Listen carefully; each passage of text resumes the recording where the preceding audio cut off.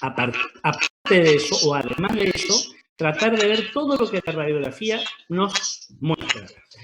Visualizar, habíamos dicho, y comparar los campos pulmonares. Decíamos que de toda visualización u observación y comparación salía una conclusión o una discriminación que era diferente a qué, por ahí podía ir la patología. Tener en cuenta esos pormenores del campo inferior del lado izquierdo, sobre todo el área que estaba, habíamos dicho, por detrás del corazón, donde todavía teníamos pulmón, digamos. A prestar atención al tema de las adenomegalias ciliares, analizar un poquito esa cuestión que la denominamos como signos en las masas redondeadas.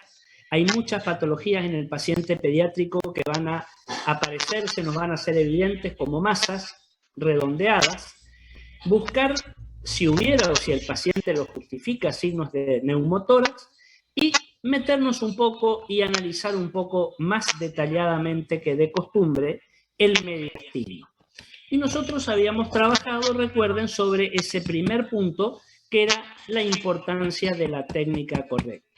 Recuerden que habíamos trabajado sobre algunos casos, sobre la penetración, si era adecuada o no, etcétera, etcétera. Y vamos a comenzar ahora con esto que está acá, sobre una cuestión que habíamos comentado la vez pasada. ¿Cómo tomábamos o cómo radiografiábamos o qué teníamos en cuenta cuando estábamos frente a una radiografía de tórax de un paciente pediátrico? Sobre todo, vamos a poner ahora como ejemplo, radiografías de niños chiquitos, de prácticamente neonatos o de muy corta edad. Fíjense lo siguiente, nosotros entre las pautas al principio habíamos dicho que por ahí en estos niños tan pequeñitos convenía hacer la radiografía con el paciente acostado en decúbito dorsal, lo sosteníamos mejor, evitábamos esa repetición de la imagen o de la radiografía que por ahí teníamos que hacerla. Eso a mí me conlleva a irradiar menos al chico. Y recuerden una cuestión. Esto que está acá, yo quisiera que ustedes lo recuerden. Esto que dice acá abajo. La primer placa, la primer radiografía de un recién nacido debe ser o debería ser una tóraco abdominal.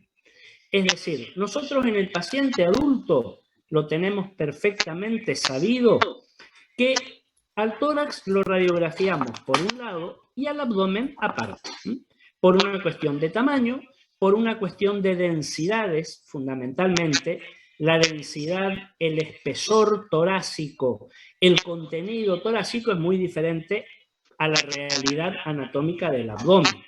En el abdomen tenemos una serie de órganos mucho más densos radiológicamente, con los que vamos a tener que trabajar de otra manera, con otra penetración, con otro kilovoltaje, etc. Y después una cuestión de tamaño. En una radiografía estándar, digamos, no nos entra, por así decir, la longitud del tórax más el abdomen. En el caso de un chico, fíjense que por el tamaño sí podemos hacerlo, puede entrar. Y por otra parte, el contenido abdominal no es tan diferente del contenido torácico. Fundamentalmente por el espesor del abdomen de un niñito recién nacido o de la primera infancia no es importante. Y además suele tener, sobre todo en el niño lactante, habíamos comentado creo, suele tener una cantidad de aire importante que proviene de la vía alta, digamos. Y una cuestión, en un niño chiquito hay patologías torácicas que pueden debutar o tener signología o sintomatología abdominal y al revés. Patologías abdominales que debutan o que aparecen o que se hacen evidentes como que fueran torácicas.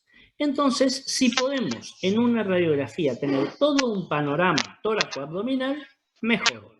Ensamblamos los signos torácicos y abdominales, los relacionamos, los aprovechamos. Y les voy a poner este ejemplo para que vean esta cuestión. Nos dice lo siguiente.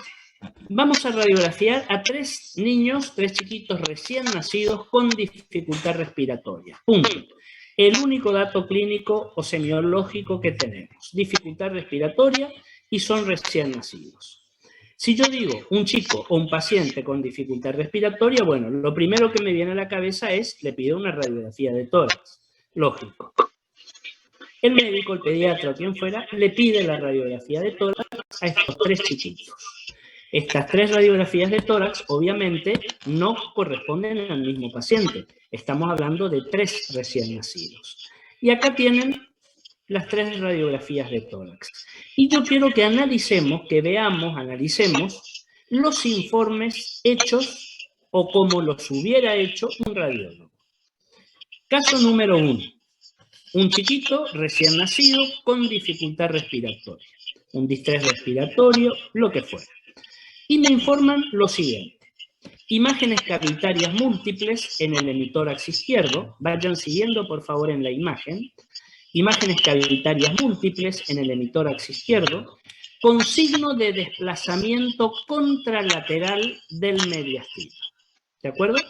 Fíjense que las estructuras mediastinales, en concreto llamemos corazón, llamemos luz traqueal, están desplazadas en sentido contralateral. No hacemos diagnóstico, hacemos solamente una descripción de la imagen. ¿De acuerdo? Si hay alguien que no está de acuerdo o que quiera agregar alguna cuestión, por favor, no tienen más que hacerlo, ¿eh? Vamos a la segunda. El segundo chiquito con dificultad respiratoria, recién nacido, al que se le hace una radiografía de tórax. A ver, ¿tengo algo en el chat? Ah, no. Buenas tardes, nada más. Fíjense que le hago la radiografía o se hace la radiografía y me informan de esta manera. Imágenes cavitarias múltiples en el hemitórax izquierdo, acá las tienen, con signos de desplazamiento contralateral del mediastino. Fíjense dónde está el corazón, la luz traqueal, etc. Entonces, primera conclusión que necesariamente voy a inferir. Este informe, ustedes lo tienen en pantalla, es exactamente igual a este otro. Este informe corresponde a lo que estoy viendo acá. Este informe corresponde a lo que estoy viendo acá. Mismo informe, el mismo informe. Ahora, mi pregunta a ustedes es, ¿las imágenes son iguales? ¿Qué les parece? ¿Son idénticas? No, doctor. No, obviamente. Fíjense que hay imágenes diferentes que son compatibles con un mismo informe.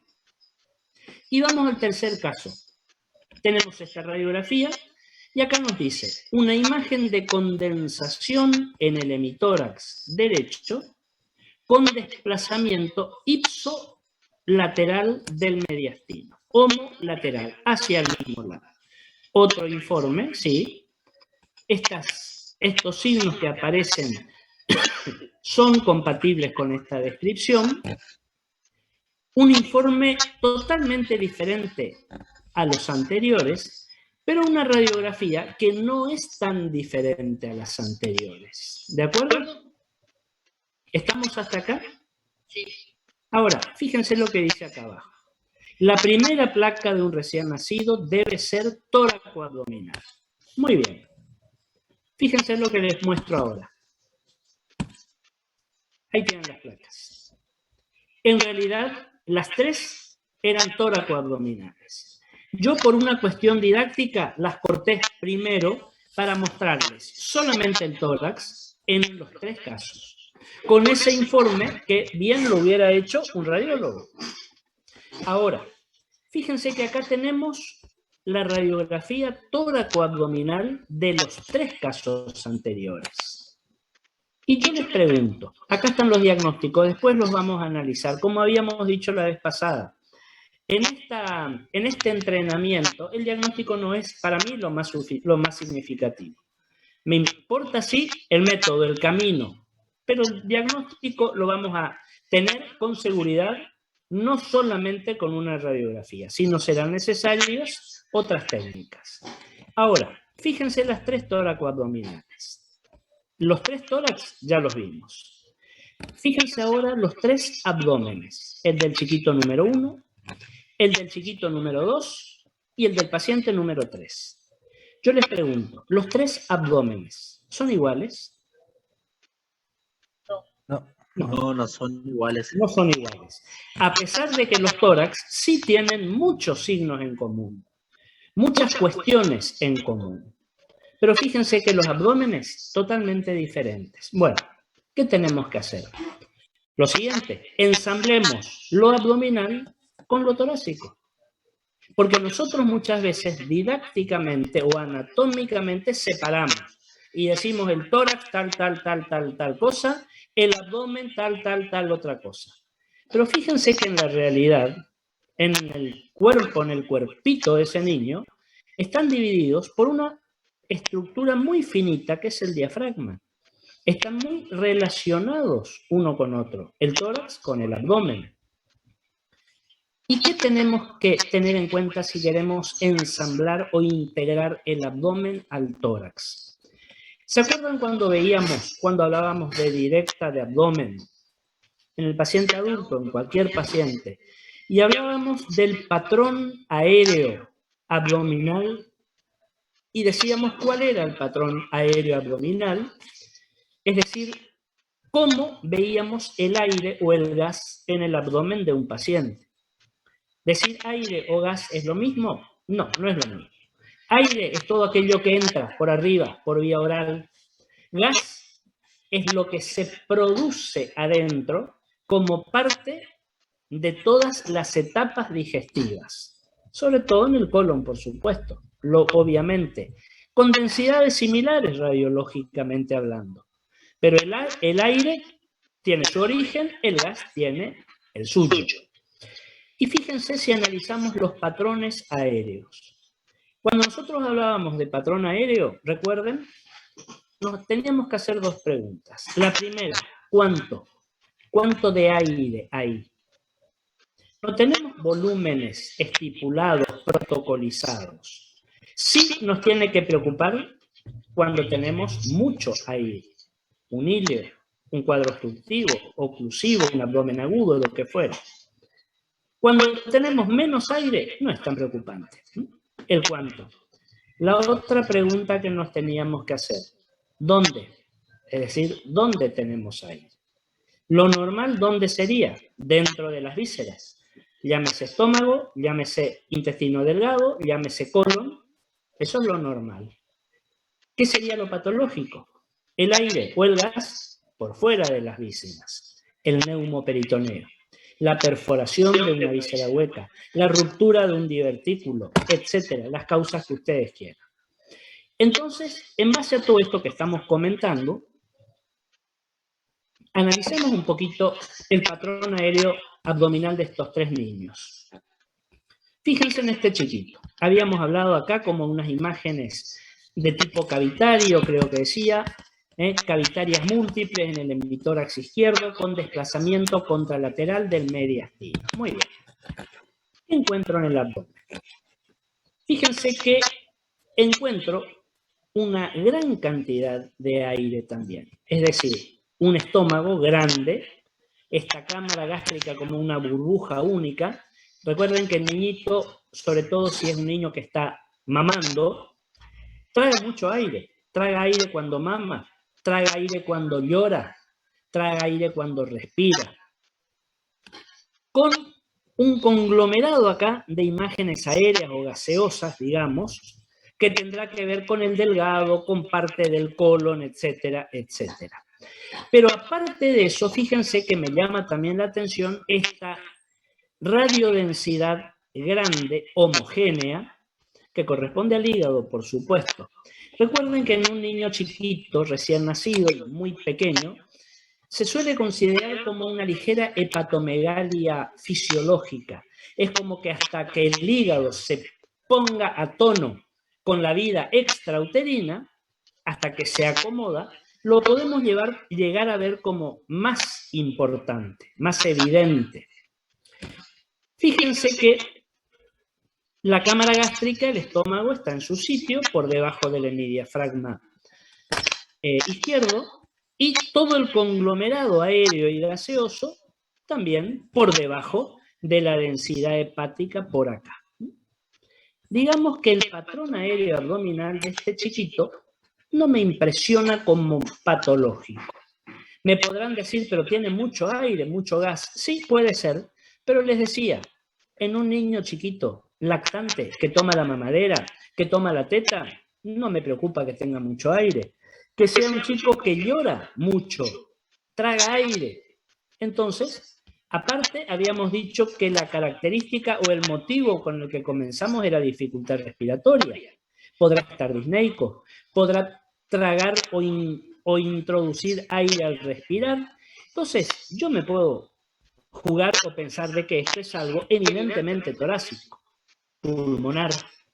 Y me hablan de una malformación adenomatoidea quística pulmonar.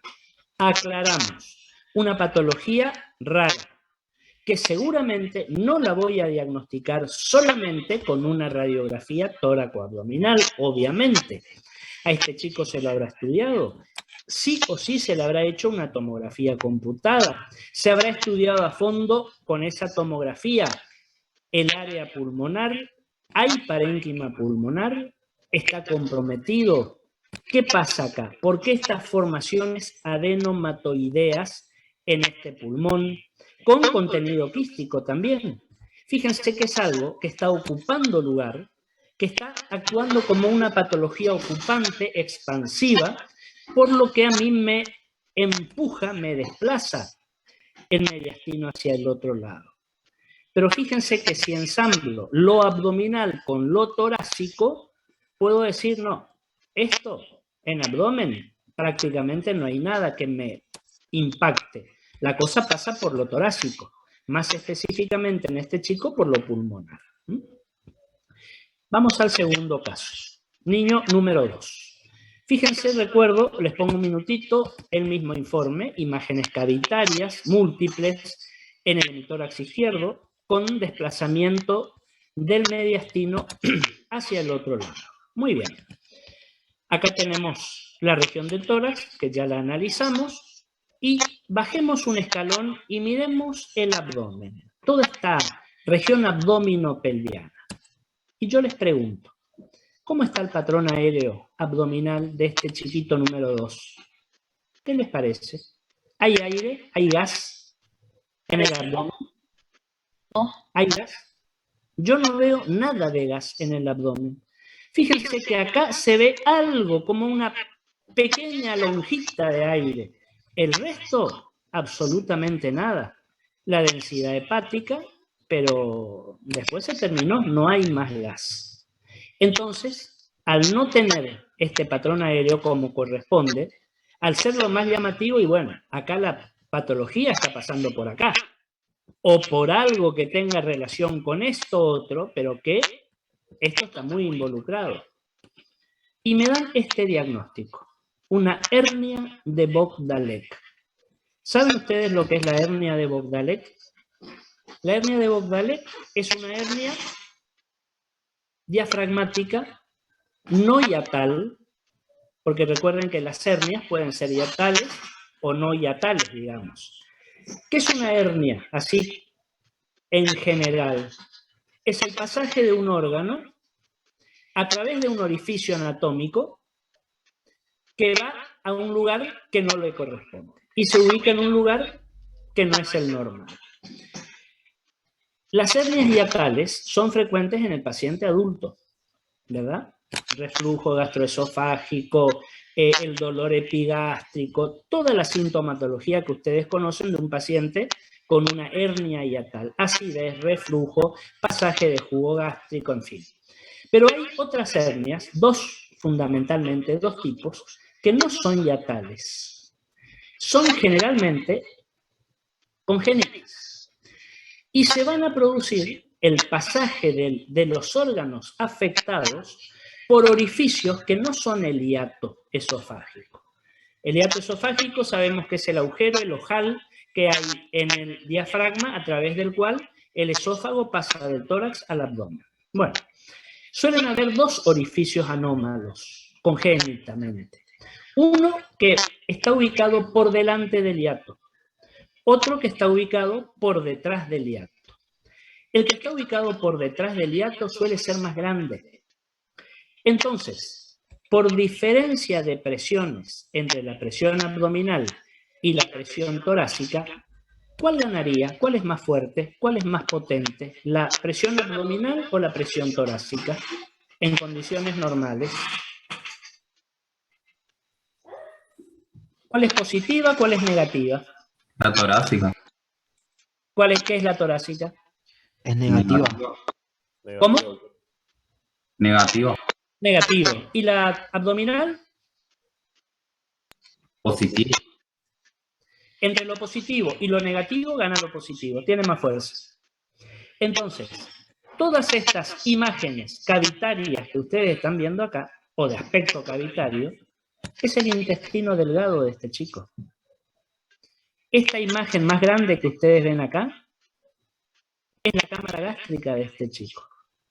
Por eso este niñito no tiene gas, no tiene aire en el abdomen, porque tiene una hernia de Bogdalek, la que se produce por ese agujero, ese orificio posterior grande, amplio.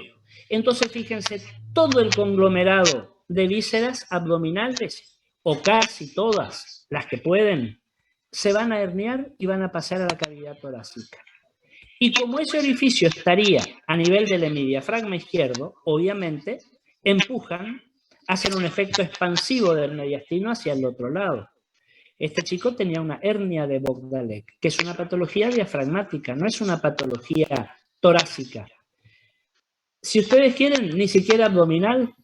Abdominal en el sentido de que sí, hay vísceras abdominales que se herniaron, pero esto es una hernia de Bogdalek.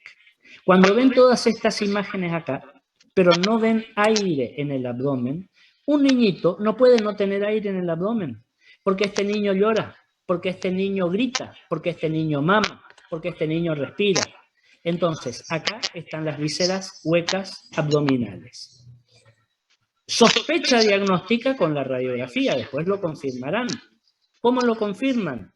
Es muy sencillo. O háganle una tomografía computada y vemos qué pasa en el abdomen, o háganle un estudio contrastado. Denle a tomar a este chiquito una mamadera de bario, como si fuera un tránsito esofágico. Cuando nosotros por ahí queremos diagnosticar un síndrome pilórico, por ejemplo, y queremos ver cómo ese píloro se dilata o no, si es un pilorismo o si es un síndrome pilórico real, al niño se lo puede trabajar en ese sentido cómodamente. ¿Saben por qué? Porque lo único que necesitamos es que el chiquito esté con hambre. Cuando al chiquito le llegue la hora de mamar, ahí le hacemos el estudio. Le preparamos una mamadera con bario, con medio de contraste varitado y se la damos. Y el niño que tiene hambre se toma toda la mamadera de bario. Un niño recién nacido no distingue sabores, no sabe lo que está tomando. No sabe si está tomando leche, si está tomando bario, si está tomando solución fisiológica. Lo único que el niño va a sentir es sensación de saciedad. Cuando se llenó, va a dejar de tomar. Se sació. Como sucede cuando toma la teta, cuando toma la mamadera o lo que fuera. Esperamos un poquito y vamos a ver cómo todas estas vísceras van a comenzar a llenarse de bario. ¡Listo! Los intestinos están en el tórax. Una hernia de Bogdalek. Fíjense la importancia, como les decía, de relacionar, de ensamblar lo torácico con lo abdominal. ¿Cómo lo podemos hacer? Si tenemos una radiografía tóraco-abdominal, si no podemos llegar a pensar en cualquier cosa. Y miren este otro caso. Vamos un segundito al informe que nos daba. Imagen de condensación en el hemitórax derecho con desplazamiento ipsolateral del mediastino. Fíjense que acá, en esta descripción, si yo tengo que ser detallista, hay una pequeña contradicción, hay un pequeño error. Si yo hablo de imagen de condensación, estoy pensando en una neumonía. Y la neumonía no me va a atraer el hemitórax hacia ella. Recuerden que las características de una, entre comillas, neumonía de todo un pulmón, va a ser que el mediastino está en su sitio. Porque la neumonía, la condensación, no me modifica el volumen pulmonar. Me cambia el contenido. En lugar de haber aire, va a haber moco, secreciones, pus, sangre, lo que fuera, catarro, lo que fuera. Y la neumonía a mí me va a dar una imagen heterogénea, porque va a tener broncograma aéreo. Y esta imagen es absolutamente homogénea. Si yo hablo de una imagen homogénea, tendría que pensar en una telectasia, en un colapso. Y desde ese punto de vista, sí podríamos tener un desplazamiento homolateral, ipsolateral del mediastino. Pero resulta que el chico no tiene sintomatología ni de neumonía, ni de colapso, solamente presenta dificultad respiratoria. Vamos a la toracoabdominal. Acá la tenemos. Evaluamos otra vez, ya vimos el tórax, evaluamos el patrón aéreo abdominal. Acá quizás tendríamos que evaluarlo con un poquito más de detalle, digamos.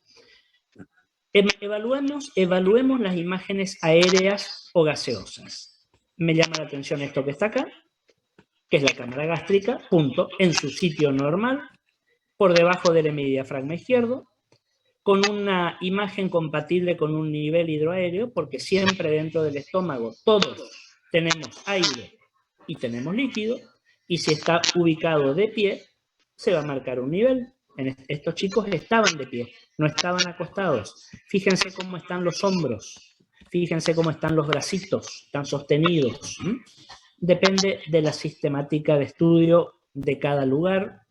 Fíjense que este chiquito está con los miembros inferiores como si fuera en posición de batracio. Estos otros chiquitos no, están con los miembros inferiores en una posición más anatómica. Bueno, perfecto. Y veamos el resto del aire o del gas. Fíjense que tengo esto que podría ser gas del colon, pero tengo muchas imágenes sueltas, digamos, que también puede ser aire en delgado. Otra imagen que tengo por acá bastante evidente, que la podría relacionar con el ángulo hepático del colon.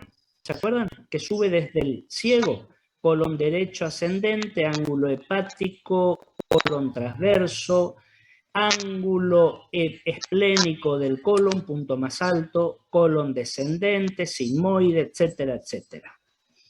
Ahora, el ángulo hepático del colon, o este gas en el intestino, ¿podría estar casi a la misma altura de la cámara gástrica? Fíjense acá, que decíamos que este patrón aéreo estaba más o menos dentro de la normalidad. Miren dónde está la cámara gástrica y miren dónde está el ángulo hepático del colon o gas del colon. Fíjense la diferencia de altura. Estos están casi a la misma altura, pero la cámara gástrica está en su lugar. Entonces tendríamos que pensar que este ángulo hepático está ascendido. Es como que estuviera tironeado hacia arriba. ¿Qué tenía este chico?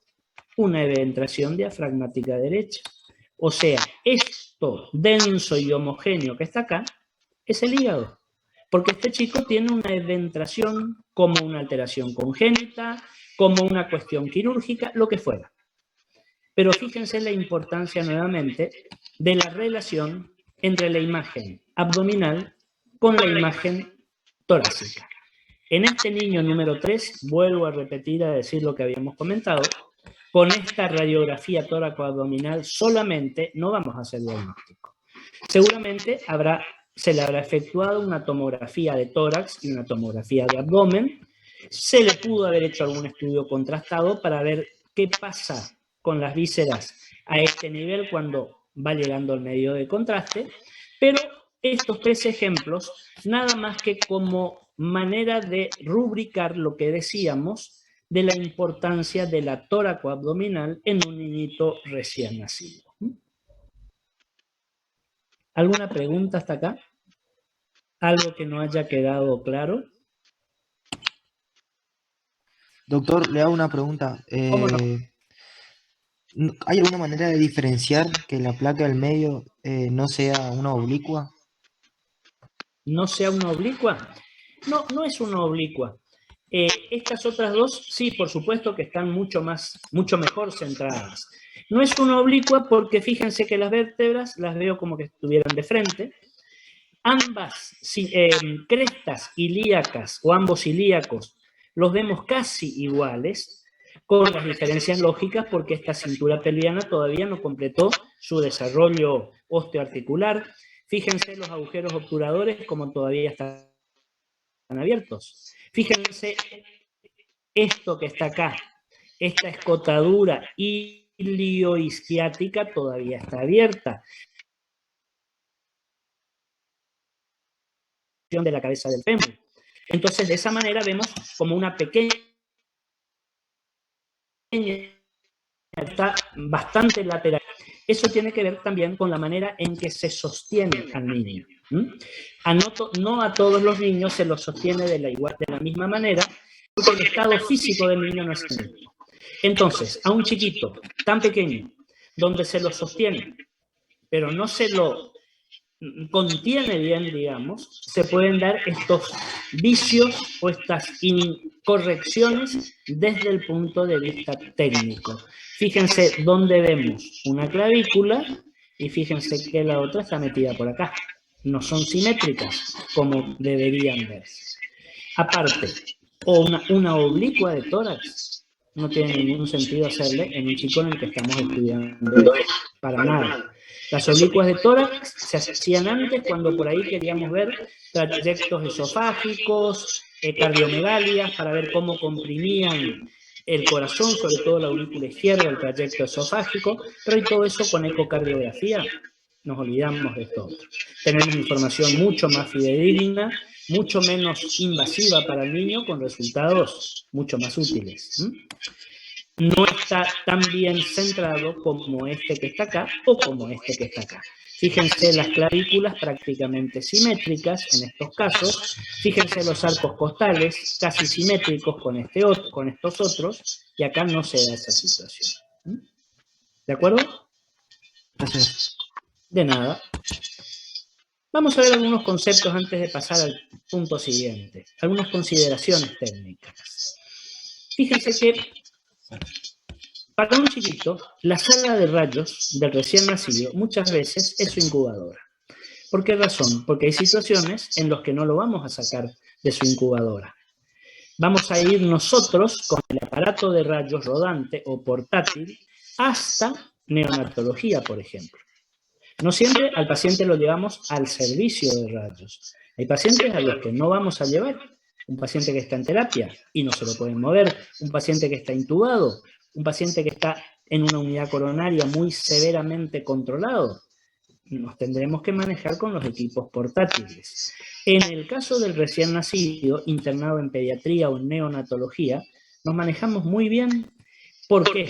Porque los espesores a atravesar son muy chiquitos. Fíjense ustedes el tamaño corporal de un recién nacido o de un niño. Con un equipo portátil se obtienen placas con muy bajos tiempos de exposición. Son equipos que rinden muy bien cuando yo tengo que radiografiar algo que sea pequeño, algo que sea corto. En una décima de segundo, en una centésima de segundo se puede hacer un buen disparo. No me va a pasar lo mismo si yo voy con este equipo portátil a hacerle una directa de abdomen a una terapia a un paciente que pesa 100 kilos o más, obviamente. No rinde, no me da la imagen que yo quiera. ¿El equipo es malo? No, no es malo. El equipo tiene una capacidad determinada. Tiene un rendimiento determinado. Los equipos rodantes o portátiles no tienen el mismo rendimiento que un equipo enorme que está montado y que está fijo en un espacio, en un servicio radiológico. Pero para los niños, fíjense acá tienen el equipo rodante dentro de una neonatología, perfectamente. Por X motivo hay que trasladarlo al niño al servicio de rayos. Hay protocolos, hay cuidados, por los que cumpliendo con los cuales se lo traslada sin ninguna complicación. Una cuestión importante. Debe adiestrarse al personal, tanto en las técnicas y posiciones, como en las medidas de protección radiológicas y en las de asepsia. Un niño chiquito, un neonato, no es un adulto en un pequeño formato. Tiene otra realidad, tiene otra problemática, por lo tanto hay que saber manejarlo muy bien. No cualquiera pone una vía en un neonato, o en un chiquito recién nacido, bueno, o en un niñito prematuro. Hay que estar entrenado y preparado para hacerlo. No cualquiera coloca o toma la temperatura rectal en un niñito chiquitito, recién nacido o prematuro. Hay que saber hacerlo, porque si no se puede convertir en una maniobra iatrogénica. Entonces, el personal de enfermería, técnicos de laboratorio, técnicos de radiología, etcétera, tienen que estar entrenados para poder hacer bien su trabajo con el paciente pediátrico, obviamente. Por ahí esto nos parece una obviedad, pero ojo, no siempre se da. Pasamos al segundo punto de los que habíamos mencionado. Habíamos dicho, hagamos siempre una observación completa, aunque se descubra una imagen patológica. Yo acá, más que una imagen patológica, pondría una imagen llamativa. Y acá vamos un poco con lo que habíamos comentado. ¿Se acuerdan eso de la mirada natural, innata, y la mirada pensada, racional? Que decíamos, el ser humano siempre, naturalmente, se ve atraído por lo que le llama la atención. ¿Y qué es lo que le va a llamar la atención? Lo que es diferente a lo común. Eso es lo primero que nosotros vamos a ver. Pueden haber 20 cosas o 20 cuestiones que están dentro de lo normal, pero hay una que está fuera de lugar, que es diferente, y eso vamos a ver primero. Esa mirada natural, innata, no la podemos desechar. Es algo propio de la naturaleza del ser humano. Ahora, está en nosotros que, después de esa mirada innata, natural, primaria, llaman algunos, hagamos una mirada inteligente, un barrido visual, una mirada racional pensada. ¿Por qué? Porque no siempre lo más significativo para el paciente va a ser lo más llamativo o lo que más nos llame la atención. Por ahí lo realmente significativo para el paciente va a ser eso que está un poco escondido, un poco atrás de alguna otra estructura, esa letra chica, digamos. Ese es el ejercicio que nosotros tenemos que hacer. Ojo, no solamente con un paciente pediátrico, con cualquier paciente que ustedes tengan, pediátrico, adulto, geriátrico, el que fuera, y de la región anatómica que estén radiografiando. Vamos a ver algo que nos llama la atención, pero después miremos todo. Vamos a trabajar con ejemplos, como estábamos haciendo. Fíjense este caso. Vamos por parte. No me permite a mí este pendrive ir poniendo en parte, me proyecta todo junto. Vamos a ver primero esto, solamente. Olvidémonos de lo que tenemos alrededor. Y me dice, una radiografía de un paciente pediátrico en mal estado general con clínica de una neumopatía aguda en la base pulmonar izquierda. Y tengo esta radiografía, un chiquito. Fíjense la posición de los miembros superiores, está sostenido para poder hacerle la radiografía. Tengan en cuenta estos datos que tienen acá. Yo puedo o no conocer al niño, yo me tengo acá que aferrar a lo que me dicen los datos y aplicarlos en la imagen. Acá tengo el tórax, un buen tórax, una radiografía de tórax que está bien hecha, y una neumopatía aguda en la base pulmonar izquierda. Vamos a la base pulmonar izquierda. Evidentemente, si ustedes ven, fíjense que acá, en esta zona que les estoy marcando con el cursor, hay un aumento de la densidad. La densidad de este sector, apelemos a la comparación, no es la misma que la que tenemos acá, evidentemente. Ni es la misma que la que tenemos acá, ni la que tenemos acá. Acá hay un aumento de la densidad. ¿Están de acuerdo conmigo? Fíjense esta zona. Sí, doctor. Aplico signo de la silueta entre esta densidad y el corazón. ¿Signo de la silueta positivo o negativo? Negativo. Negativo. ¿Por qué? Porque dos estructuras anatómicas, normales o patológicas, cuando no están en el mismo plano de profundidad, una más adelante, la otra más atrás, respetan sus límites individuales. Eso es el signo de la silueta negativo. Fíjense que yo, a pesar de esta densidad, veo perfectamente el contorno cardíaco, que seguramente corresponde a la impronta que está marcando acá el ventrículo izquierdo. Por lo tanto, esta neumopatía no está al mismo nivel, en el mismo plano que el corazón. Yo sé que el corazón siempre va a estar en el mediastino, abajo y adelante. Por supuesto, con todo su área ventricular hacia la izquierda. Entonces, si el corazón está adelante y hay signo de la silueta negativo, esto está atrás. Yo les pregunto a ustedes, si esta condensación está abajo y atrás, ¿qué lóbulo del pulmón izquierdo es el que está afectado? Inferior. ¿Lóbulo? ¿Cuántos lóbulos tengo en el pulmón izquierdo? 2 sería el inferior. 2. Superior e inferior. El superior está arriba, pero recuerden que el superior tiene una prolongación hacia abajo, los sectores lingulares hacia abajo, pero adelante. Por lo tanto, estarían en el mismo plano de contigüidad que el corazón. No es esto. Y el lóbulo inferior va a estar abajo, atrás, y tiene una pequeña prolongación hacia arriba y hacia atrás. Por lo tanto, ¿qué lóbulo sería el que está afectado acá? ¿El superior o el inferior? El inferior. El inferior. Es más, los segmentos basales del lóbulo inferior. Perfecto. Diagnóstico hecho. Neumopatía aguda condensante y acá les digo, del lóbulo inferior izquierdo, del pulmón izquierdo, lógicamente. Nos quedamos con eso, se terminó el caso, hicimos diagnóstico, antibióticos, controlamos el chico y si se hace todo como corresponde, se va a curar seguramente de la neumonía. Pero yo les decía, miremos toda la imagen, ¿de acuerdo? Toda la imagen. Mirar toda la imagen, quiero ver si puedo correr un poquito esto hacia arriba. Bueno, vuelvo otra vez abajo.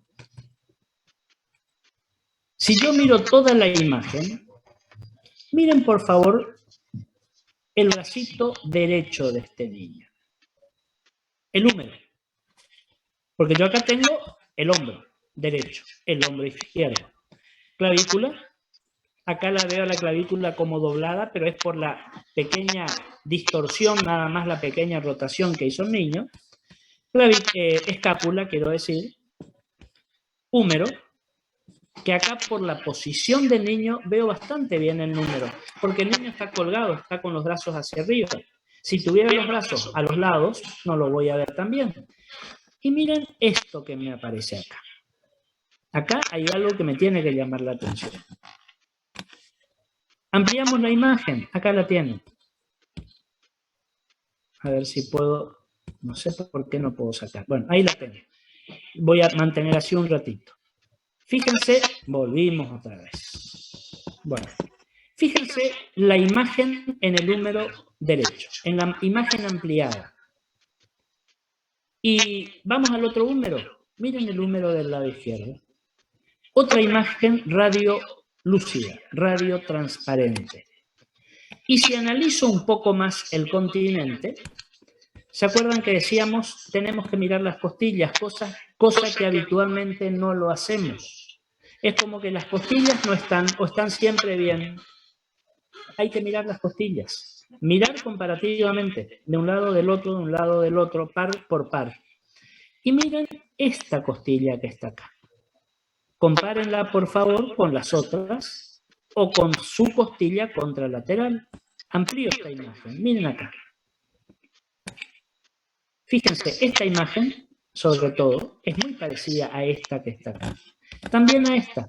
Pero yo les diría que las dos más parecidas entre sí son esta y estas. ¿No les parece como que hubiera un agujero dentro del hueso? Una imagen lítica. Pero, ojo, lítica que no es fractura, ¿eh? Porque cuando yo digo fractura tengo que pensar en una solución de continuidad.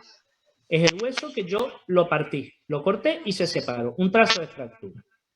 Acá el hueso no está partido, porque fíjense cómo este periósteo continúa por acá, lo mismo que por acá, lo mismo esta costilla. Pero acá adentro hay una imagen radiolúcida, hay una falta de sustancia ósea. Esto es lo que algunos llaman costilla soplada o hueso soplado. Es como que yo soplé adentro del hueso y lo inflé, llené de aire el hueso. Este chiquito tenía una histiocytosis X. Obviamente, volvemos a repetir nuestro versito.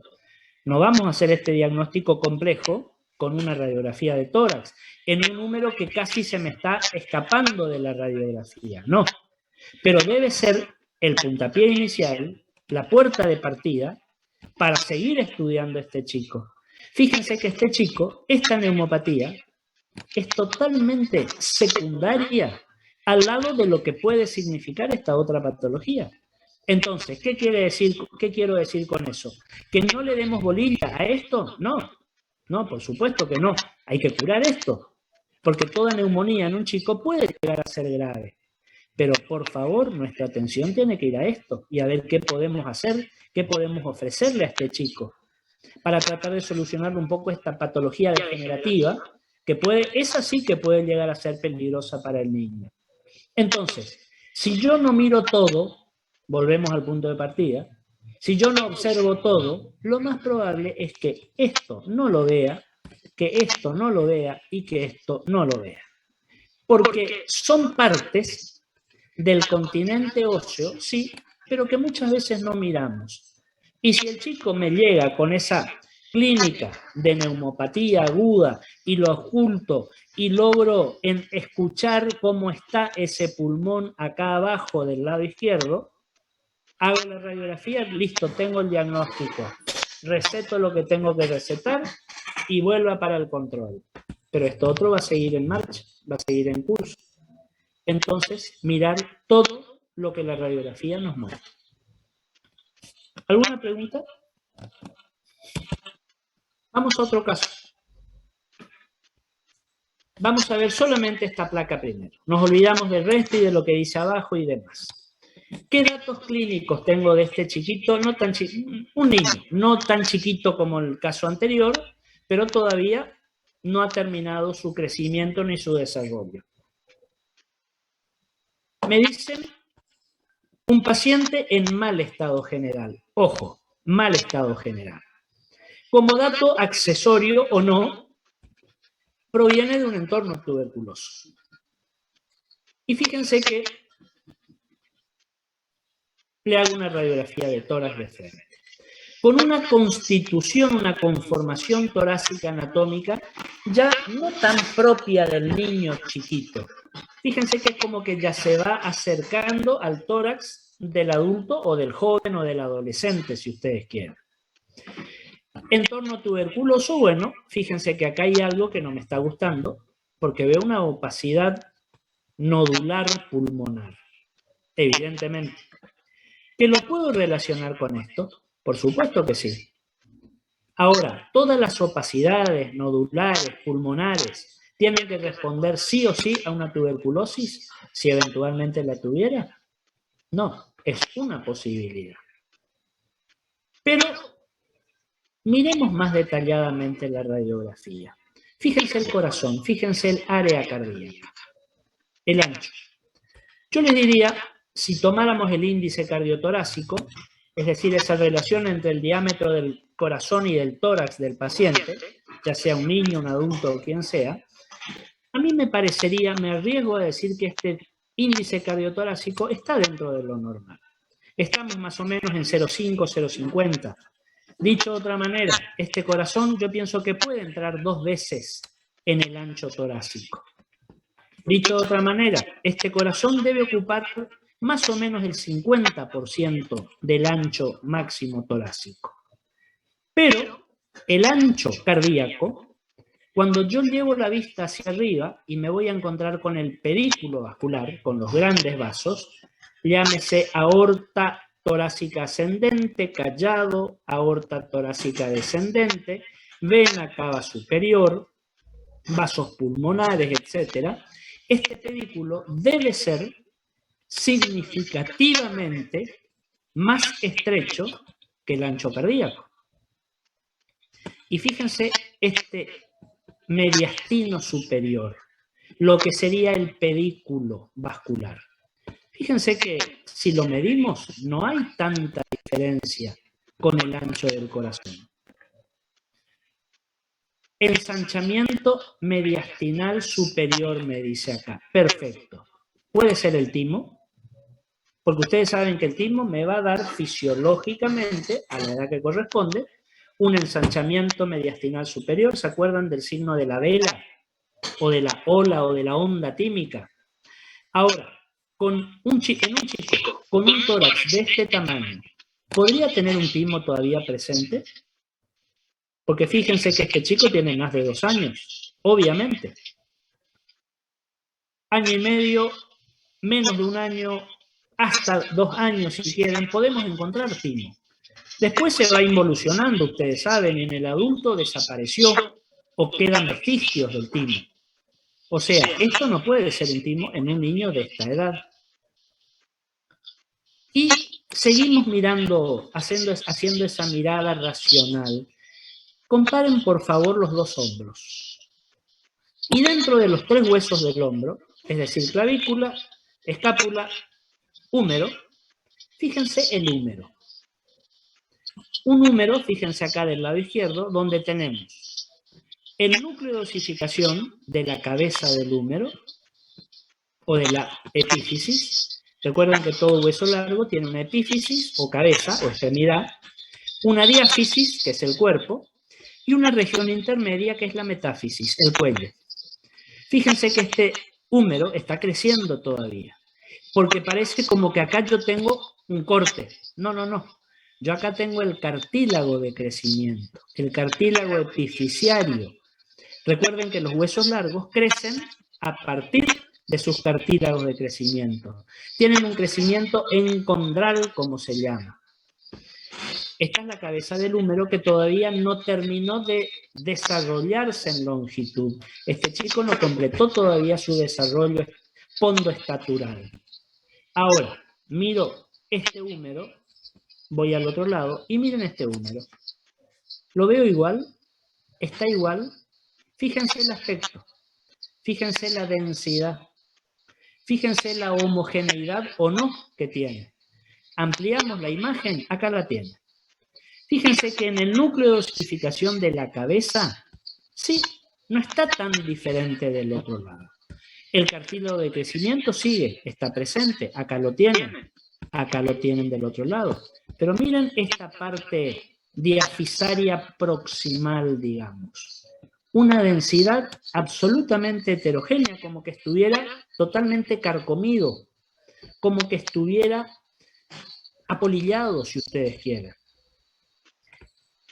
Este húmero de esta manera, este ensanchamiento del mediastino superior, y tengamos en cuenta también esta opacidad nodular, tiene que ser lo que a nosotros nos dice, estudiemos a este chico, acá pasa algo, además de lo que dice. ¿Por qué no perdamos de vista esto? ¿Por qué ese mal estado general? Este chico tenía una leucemia linfoblástica, la peor leucemia que le pudo haber tocado a este pobre niño. Esto corresponde a lesiones óseas propias de la leucemia. Lo mismo que este ensanchamiento. ¿Por qué el ensanchamiento? Y piensen ustedes cómo estarán esos ganglios linfáticos. ¿Cómo estará esa cadena ganglionar con una leucemia linfoblástica? Es la de peor pronóstico. ¿Por qué? Porque está afectando al linfoblasto, que es la célula madre, la célula que va a producir los linfocitos. Si ustedes me dijeran una leucemia linfocítica, bueno, dentro de la gravedad de la patología, tengo otro panorama, tengo otro horizonte, porque me va a afectar las células linfocíticas, la linfocítica me va a afectar las células hijas, las células maduras, y eso se puede reponer, y hay tratamientos. Pero si es una linfoblástica, a mí me está afectando el linfoblástico, me está matando la madre de las células. Eso es lo que en definitiva marca el mal pronóstico de una leucemia linfoblástica. Entonces, otra vez lo mismo, no vamos a hacer el diagnóstico con una radiografía de tórax. Pero fíjense cómo el tórax se convierte un poco en el espejo de lo que está sucediendo en patologías que son generales, en patologías que son sistémicas, con una representación torácica. Posiblemente, no lo sé, este chico ya tenía ese diagnóstico y este fue un control, porque habrá comenzado a lo mejor con alguna sintomatología a raíz de esto, sumado por supuesto a esto otro. Pero ¿cómo sé yo si esta no es la placa de inicio? Y con esto se comenzó a estudiar a este chico y con esto se le hizo un hemograma y se le hizo un frotis y se lo analizó desde el punto de vista hemático para llegar a este terrible diagnóstico. ¿De acuerdo? Fíjense la importancia de no quedarnos con lo más llamativo o con lo que nos inducen a pensar. Porque si a mí me dicen esto en torno a tuberculosis, por ahí me hablan algo de esta cuestión, y bueno, toda mi atención va a ir acá. Pero no sé si voy a ver esto, no sé si me voy a fijar esto. Recuerden, en toda radiografía de tórax, sobre todo en el chico, ya vamos a ver en otro de los puntos cuando hablemos de mediastino, no podemos no mirar el mediastino. No podemos no mirar los diámetros mediastinales, tanto cardíacos, porque podemos detectar malformaciones congénitas cardíacas, como de la parte del mediastino superior, del pedículo, porque podemos encontrarnos con estas patologías. Podemos encontrarnos con alteraciones linfáticas. Podemos encontrarnos, si el niño fuera más chiquito, con un timoma. Podemos encontrarnos con alteraciones tiroideas. Podemos encontrarnos con tumores neuroblásticos, esos que van del sistema nervioso, neurológico, esos que van creciendo desde atrás y van ampliando y se van abriendo camino y nos encontramos con un mediastino ensanchado. Ya lo vamos a ver en mediastino. Entonces recuerden, siempre mirar todo, completo, que no nos quede nada sin observar. Les muestro un caso más sobre este punto del mirar todo. Miren esta radiografía, este caso que les muestro. Miremos la radiografía solamente. Y me dice una placa de tórax de frente solicitada para un examen preanestésico, un prequirúrgico. Un prequirúrgico por la causa que fuera. Este chico se va a someter a alguna maniobra quirúrgica, es de buen protocolo, una radiografía de tórax, etcétera, etcétera. No veamos todavía esto, no veamos esto, solamente esto que dice acá, observación completa. Y miro la radiografía. Si yo miro esta radiografía, hasta si la miro detalladamente, yo creo honestamente que diríamos que la radiografía es normal. Fíjense que las densidades, la técnica primero está bien hecha. Quizás me hubiera gustado un poquito más penetrada, no importa, vale. Fíjense que el continente está bien centrado el paciente, fíjense las clavículas, fíjense la parrilla costal de ambos lados, fíjense los hemidiafragmas, los senos costofrénicos, miremos el mediastino, el área cardíaca, el área del mediastino superior, el pedículo vascular que recién comentábamos, y yo no veo nada, honestamente, si no miro detalladamente. Pero si hiciéramos una observación completa, fíjense esta imagen que está ampliada. Es decir, esto que está acá corresponde a lo que esta flechita colorada me está mostrando acá. Una imagen que puede pasar prácticamente inadvertida, casi imperceptible. Quizás estoy jugando con un caso muy extremo en cuanto a la observación. Pero es un poco a propósito para que nos quede esta cuestión de mirar todo. Y si yo miro esta región, la amplío, la magnifico y miro acá, fíjense que esta costilla, que la veo hasta acá, después no la veo más, lo mismo que esta otra, porque recuerden que la costilla tiene un trayecto óseo y después la última porción anterior ya es cartilaginosa, para después confluir a nivel del esternón. Esto es lo que normalmente sucede, sobre todo en el caso de un paciente joven. Pero fíjense que esta costilla, en su prácticamente último trayecto óseo, esto no es normal. Acá hay una alteración en la costilla. Pienso una fractura. Entonces le pregunto, ¿se cayó? ¿Se golpeó? ¿Lo pegaron? ¿Qué pasó? No, nada de eso, absolutamente nada de eso. Tampoco tiene la imagen de un trazo fracturario costal. Las costillas son órganos, huesos que se suelen fracturar y sobre todo se fracturan en mayor medida, recuerden, en la convexidad, donde el arco costal da la vuelta, es el punto más débil. de la costilla. Pero esto no me impresiona como una fractura, no hay el trazo, no está la solución de continuidad. Me impresiona más como una situación de osteólisis o de osteolisis costal. Si yo digo osteolisis costal, estoy diciendo destrucción de la costilla. Y una costilla, o hueso cualquiera, en este caso vimos esta costilla, ¿se me puede destruir así porque sí, espontáneamente, sin una causa? De ninguna manera. Se lo habrá seguido estudiando a este chico, se le habrá hecho tomografía, sobre todo tomografía torácica y más específicamente del mediastino, se le pudo haber hecho una centellografía ósea para ver cómo estaba el estado óseo de todo el esqueleto, y esta imagen que estoy teniendo acá corresponde a una metástasis ósea de un linfoma no Hodgkin. Fíjense, esta imagen chiquitita, escondida, que pasa inadvertida, casi desapercibida, miren lo que estaba representando.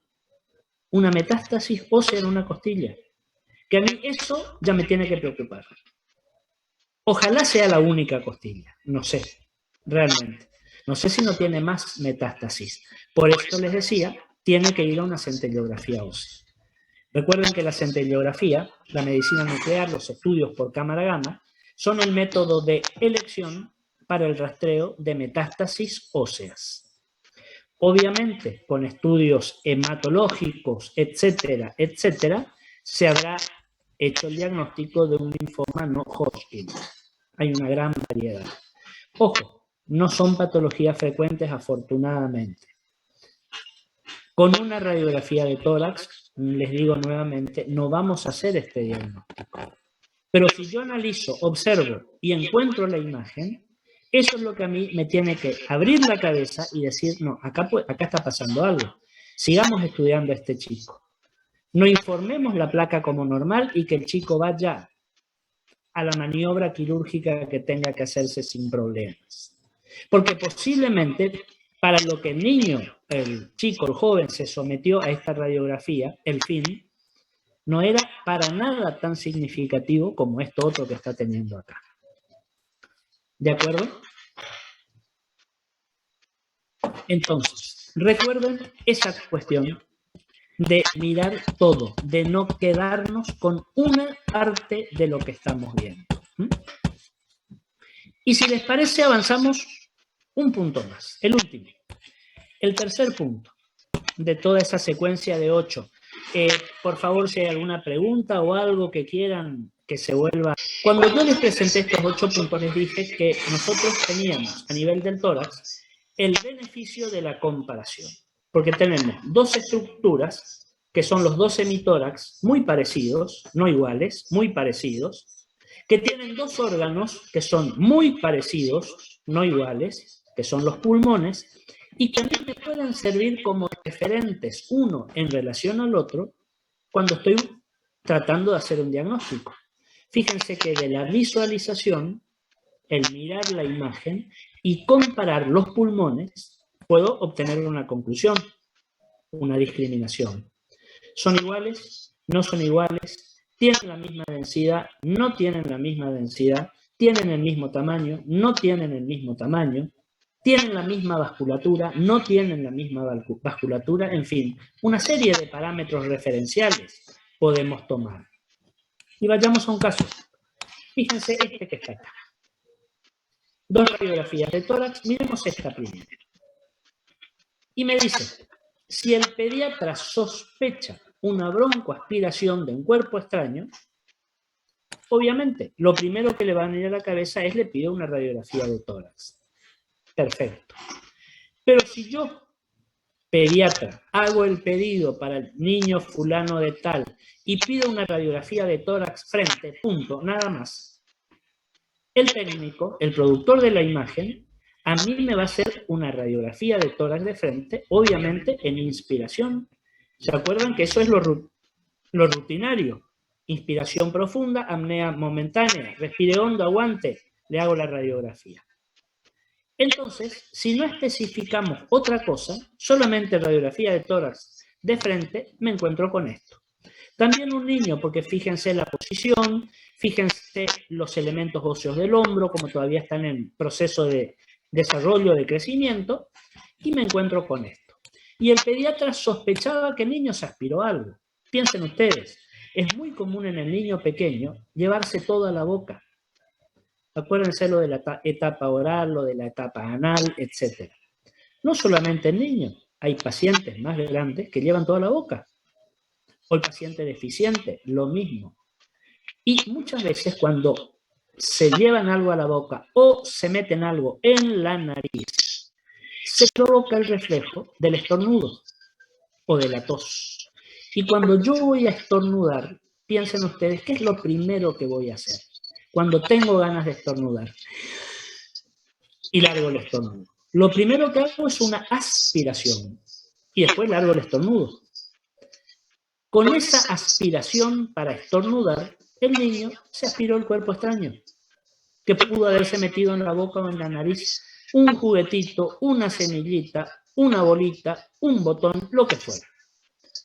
Y por la sintomatología, por la clínica que tiene, el médico, el pediatra, sospecha que pudo haberse aspirado o tragado algo. Le pide esta radiografía de tórax. Y fíjense que si la paso muy a la ligera, tampoco hay nada que me llame demasiado la atención. Pero si hago una mirada un poquito más inteligente, más pensada, más racional, este pulmón, díganme si no lo veo más chico que este otro. Es como que tiene un volumen más pequeño. Fíjense que este hemitórax o este pulmón derecho lo veo más negro, lo veo más radiolúcido, como con más aire que este otro. Este ilio lo veo más marcado que este otro. Entonces, si la sospecha era una broncoaspiración y damos una radiografía de tórax, perfecto, pero aclaremos, en expiración. Solicito radiografía de tórax de frente en expiración. El técnico ya sabe lo que tiene que hacer. Va a practicar un poquito con el niño y cuando le inspire hondo y le diga larga el aire, vamos a hacer otra vez. Respira hondo, profundo, larga el aire. Vamos a hacer otra vez. Y ahí respira hondo, larga el aire. Y cuando ve que el niño largó todo el aire, ahí le hace el disparo. Y nos encontramos con esto. Con una radiografía de tórax de frente, pero en expiración. Y fíjense la diferencia. Y ahora sí, esto yo les diría que es muy diferente a esto que tengo acá. Nos clavamos en esta imagen. Observemos y comparemos los dos hemitórax, los dos pulmones. Son totalmente distintos. Y de estos dos yo les pregunto, ¿cuál será el normal y cuál será el patológico? ¿Qué pulmón acá es el normal en esta radiografía en expiración? En expiración les vuelvo a repetir. ¿Cuál estará normal? ¿El derecho o el izquierdo? Izquierdo. ¿Qué piensa? ¿Cuál? El izquierdo. El izquierdo, por supuesto. Porque este niño expulsó, eliminó todo el aire. Entonces, lógico es que el pulmón lo vea más chico y menos aireado. Y fíjense este otro. Cómo me aparece igual que en el caso anterior o más todavía. ¿Por qué? Porque cuando el chico expira y hay un cuerpo extraño aspirado, hace un mecanismo valvular. Entonces atrapa el aire. ¿A dónde lo atrapa? Adentro del pulmón. Y encontramos un pulmón muy radiolúcido, muy radiotransparente, muy negro. Es la única manera de diagnosticar, y por favor, no estoy de acuerdo con esto, no es un enfisema obstructivo, es un atrapamiento aéreo. ¿Por qué les digo eso? Porque un niño no puede tener un enfisema. Un enfisema es una patología propia del adulto. Pensemos cuál es la causa más común del enfisema, la etiología, el tabaquismo, el paciente fumador y fumador crónico de mucho tiempo. Un niño no puede tener un enfisema. Sí puede tener, y es bastante frecuente, esto que está acá. Esto es un atrapamiento aéreo. Este chico va a estar con un distrés respiratorio. Pero distrés respiratorio no es lo mismo que decir atrapamiento aéreo. A ver si nos entendemos. Distrés respiratorio es la manifestación clínica de un atrapamiento aéreo. ¿Se entiende?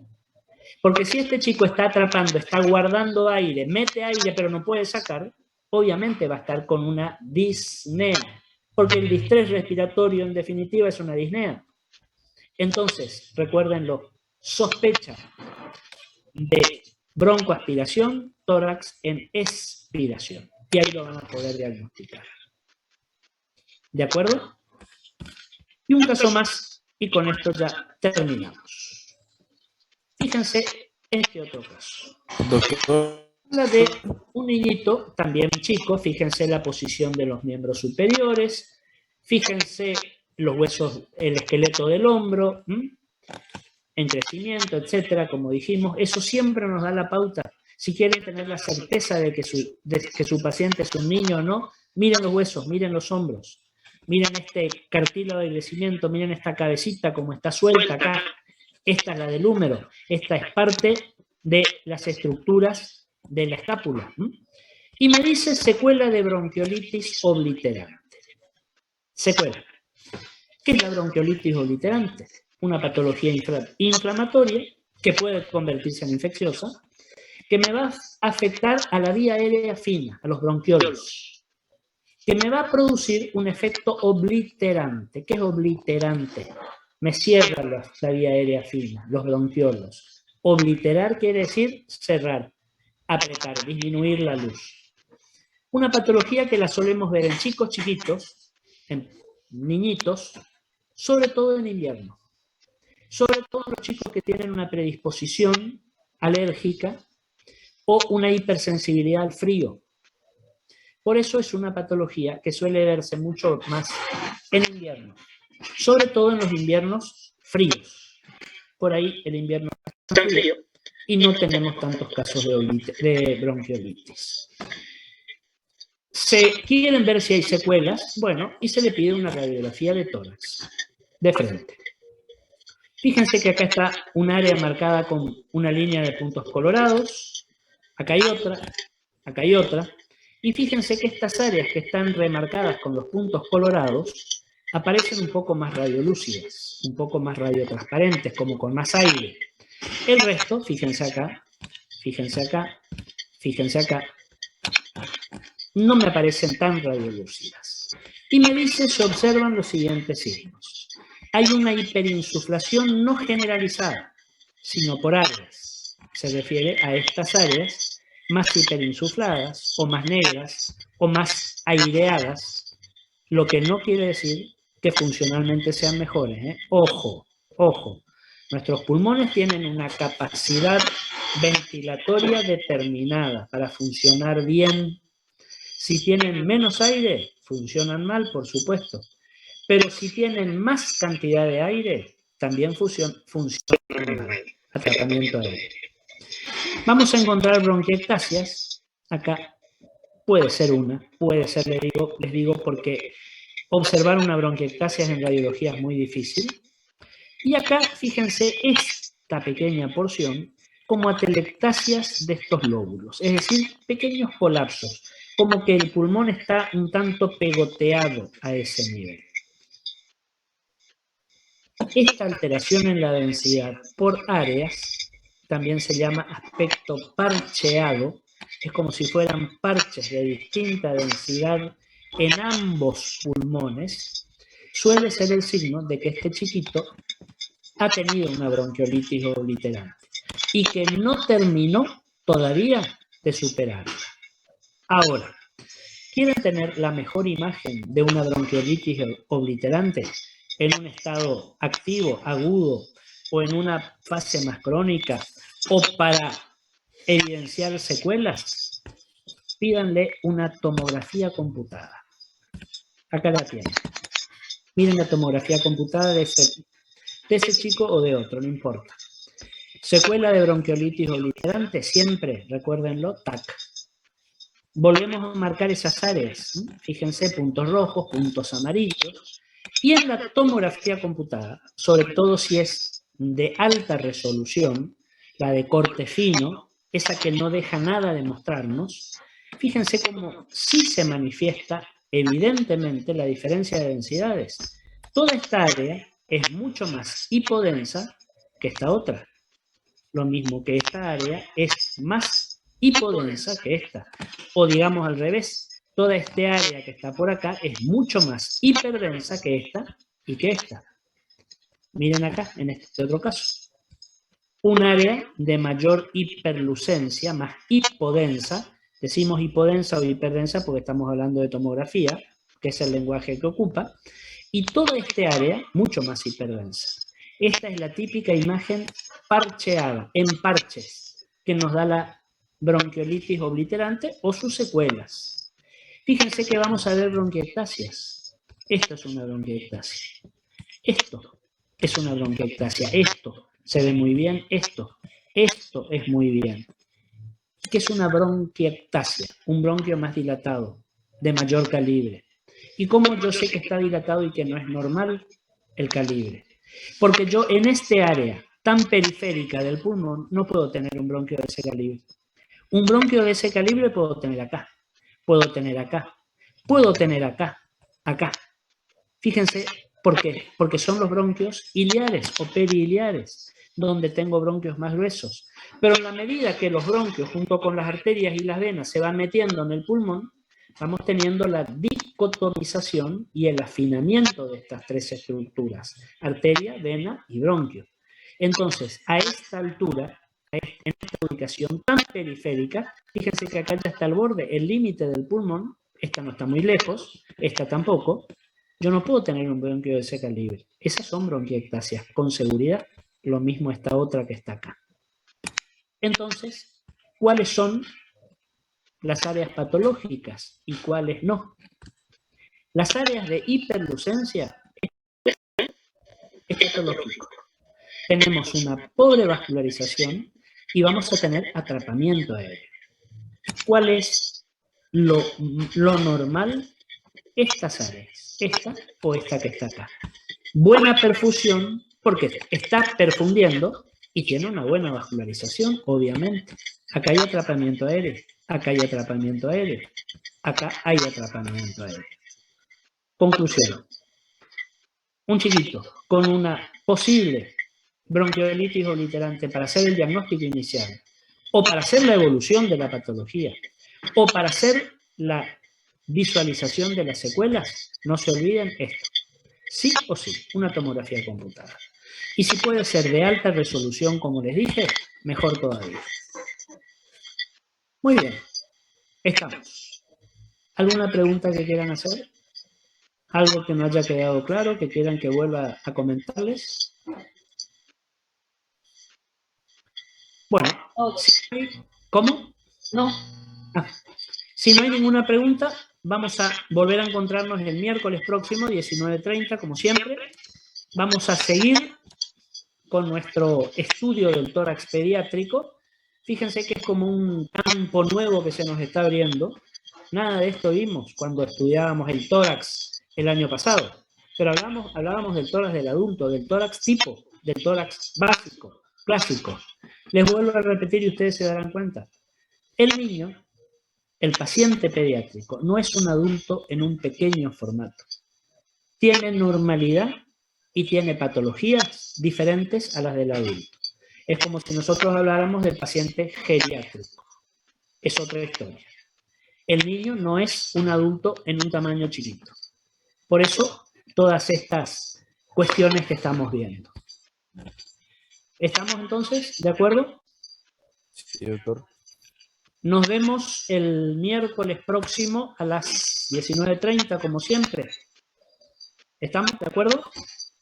Sí, doctor. Gracias. Que tengan una buena semana. Cuídense, que les vaya bien. Nos vamos a encontrar.